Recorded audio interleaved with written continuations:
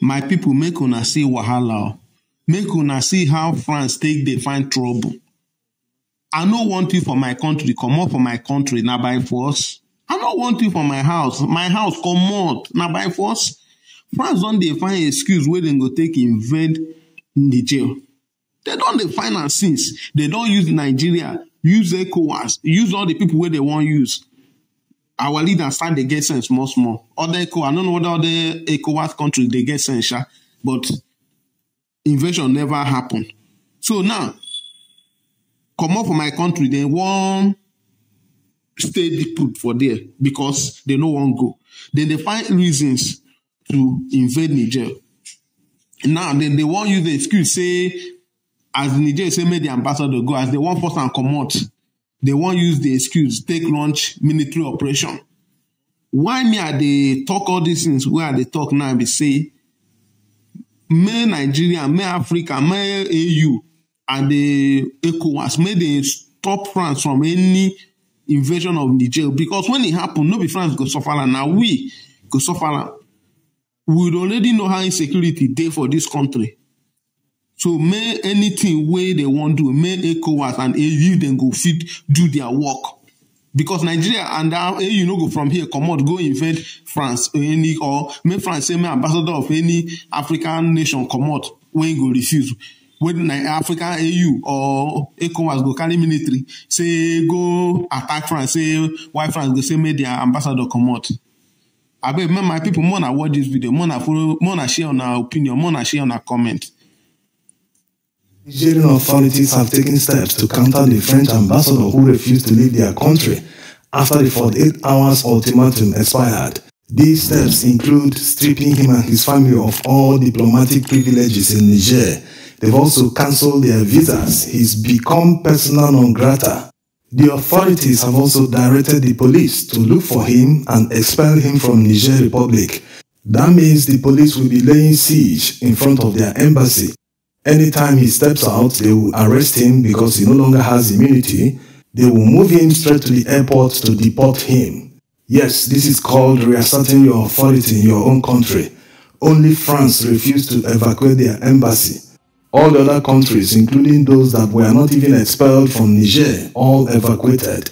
The Chinese have moved their citizens out of Niger. The Germans, United States, many of them have evacuated from Niger because the atmosphere is unpredictable. No one knows if the ECOWAS invasion is imminent, so it's better to just evacuate early and watch by the sides. But Macron is defiant. He's refusing to evacuate the embassy. Macron is boasting that his ambassador will not leave Niger Republic, despite being declared persona non grata. He also said that they do not recognize the military authorities as the legitimate power in Niger Republic. This leads to one question: why is it only France that is maintaining this ground? Why is it only France that is questioning the legitimacy of the military authorities? It has become a revolution. You can no longer be referring to this as a military coup. That ship has sailed. It is time for people to stop asking why military coups have become rampant the past 3 years in Francophone countries. Isn't it time we started asking why democracy has failed the people? Yes, that's the real question. If operators in a democracy obey all the rules, there won't be strife, there won't be agitation, there will never be a military coup. But the reverse is the case. There's no dividend of democracy whatsoever. What we witness are stealings, corruption, all sorts of impunity. They want to lord it over people just because they are elected. Elected in quotes, because many of them didn't even win elections. They rigged themselves into power. Some people overstayed their tenures, the permitted tenures that they are supposed to stay in office. They manipulated their constitutions to extend their tenures. That's why you see many leaders spending years in office as if they are in a monarchy, as if the country is theirs, is their empire. You see the Nasingwes in Togo. You see the Libongos in Gabon. You see the Bias in Cameroon. In all these countries, they have one thing in common. They say they are practicing a democracy, but that's not the case. The democracy belongs to one family. The power revolves in one family. It never moves out. So let them give it the right name. It is a monarchy they are practicing, not democracy. Introduit. Il vous a introduit. Look at Paul Biya. He spends most of his time in Paris instead of being in Cameroon where he's the president. One will even think he permanently lives in France instead of Cameroon. Look at Ali Bongo and all the billions the police have seized since the coup happened. What are they doing with all the money? They are laundering the money to Europe and other Western countries to go and develop their own economy while their people suffer. No military man, no patriotic military man will see this and not seize power from politicians. Because that's the only way to stop them. The only other way that citizens can stop a politician is by going to vote them out on election day. But when the results are already known before you even reach the polling units to cast your vote, then there is no other option. That's why most of them spent decades in power without anything to show for it. You can't remove them through the ballot like it is permitted under a democracy, so it's no longer a democracy. They've hijacked all the state institutions, from the police, the army, the justice department, the judiciary, everything. They've hijacked them. So it's only a revolution that can stop them. It happened in many Western countries. Even France experienced a lot of revolutions in their history. So military coups and revolutions are a result of the failure of democracy. Although the one that happened in Gabon, people of Gabon should not rejoice yet. We'll make a separate video because a lot of things that are going on that people are not aware. More details in that video. This brings us to the new ultimatum Tinubu gave to the Nigerian authorities. He told them to organize themselves and return to democracy under 9 months. That's even less than half of the 3 years the military authorities are proposing. And according to the VOA, it is a suggestion. But it's a start. Who knows? Maybe they can reach a compromise and come to the middle. It's all part of the negotiations. His suggestion also shows that they are now moving away from military intervention.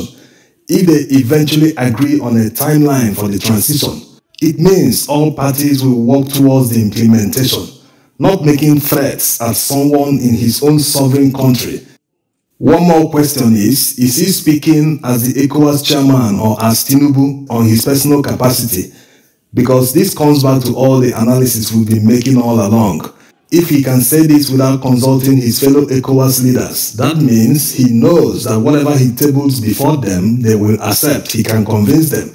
So let him use that power he has to convince every member of ECOWAS that negotiations and diplomacy is the right way to go. No one needs to invade anybody because of a military coup. In many ECOWAS countries, they have many challenges to deal with. Let them deal with that instead of wasting time mobilizing, trying to threaten or invade Niger Republic. Niger is a sovereign country. Let them deal with the problems themselves. If they now call for help, people will willingly go and help them. But to invade them forcefully, that should not even be one of the considerations. This new proposal from Tinubu also shows that reality has dawned on him. From giving the Nigerian military 1 week ultimatum to return Bazoum to power, to giving them 9 months to form a transition program to return to democracy. So it shows that it is clearer to him now that you don't use force for everything. You don't threaten a sovereign country just because of a military coup. Just because you feel, is it not Niger we give aid to? We always give the nations arms, everything to them. We are more powerful, this, that. That's not how it works in reality. On the other hand, Brigadier General Chiani will see this as a win because imagine being under pressure from ECOWAS leaders. Imagine sleeping with one eye closed and thinking, hey, we don't know when they will invade. How are we going to do this? How are we going to fight? How can we defend this country? From all that to an offer to form a transition program under 9 months. So there's no doubt that this is a win for them, although they might demand more time, because if they truly want to remove their country from the French influence, their influence on their economy, on everything, even the military, if they want to achieve all this, they will need more time to do that. This is assuming that they came to power to actually chart a new path for the country.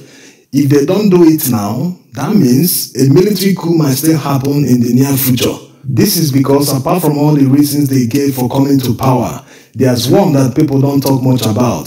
the fact that the former president Bazoum wanted to sack Abdurrahman Chiani before he moved and removed him from power.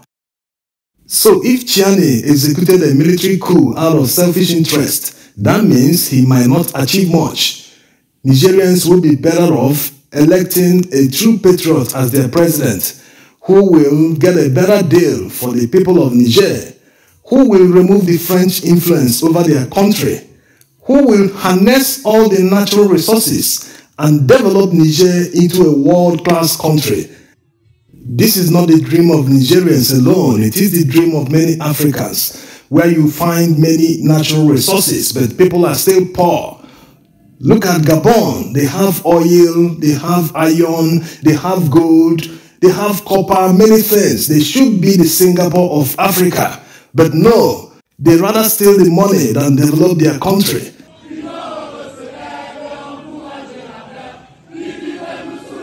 If the military authorities in Niger truly want to reduce the influence of France in their country, they need more time to do that. In fact, they must accomplish it before handing over to the civilians. Because the civilian government in a democracy can't do this. They were the ones that signed the unfavorable agreements with France in the first place. And if you look at the pattern, fellow Francophone countries, they've all chased France away, Burkina Faso, Mali. So it's only a military regime that can achieve that in Niger Republic. France is aware of this, that's why their military spokesman is threatening the Nigerian authorities that they will use force in any case that the ambassador is arrested or they try to invade their military base or the embassy, that the French military base in Niger will react in a forceful manner to save themselves. This is exactly what the French want, going by what Emmanuel Macron has been saying all along, that they don't recognize the authority in Niger. They are looking for an excuse for military intervention. And since ECOWAS leaders are no longer forthcoming, they've seen the opposition in ECOWAS region that no one wants to invade Niger in any guise. France is looking to do it alone. They don't want to live quietly. This is where the African Union needs to come in. They need to tell France to leave Niger Republic in peace. They don't want you. They say you should leave their country, but you are insisting you must stay in another man's country.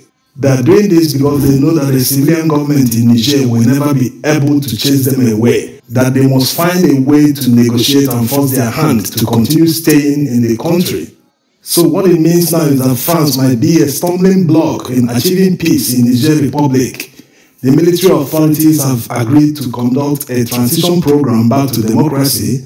The time frame is still under negotiations between them and the ECOWAS leaders. But they are most likely to say that France must leave their country before they can return to democracy. So let's see how the negotiation goes in the next few days. Thanks for watching.